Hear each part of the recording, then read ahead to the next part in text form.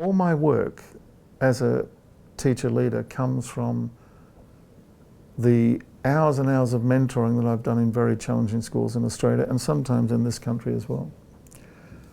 So on the day with Osiris, we're looking at the essential skills that enable us to be a confident leader with very challenging young people, to the point where over several weeks they learn to trust us as leaders, as teacher leaders, without having to overly display their highly attentional or power-seeking behaviours.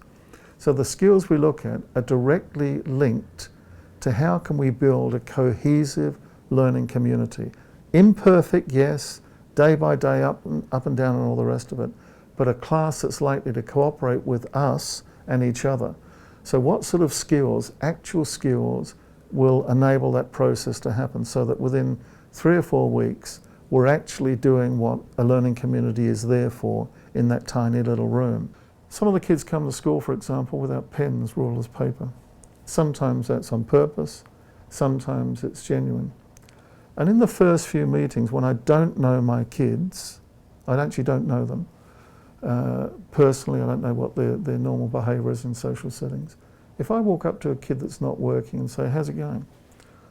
Chantel, isn't it? How's it going, Chantel? Or Michael, or Dean, or Brett, how's it going?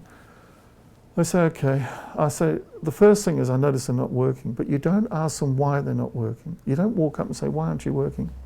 Why haven't you started work? First thing we do is to greet them. And then I normally say something like, I notice you're not working, how can I help you? And the kid I'm talking about will say something like, I haven't got a pen.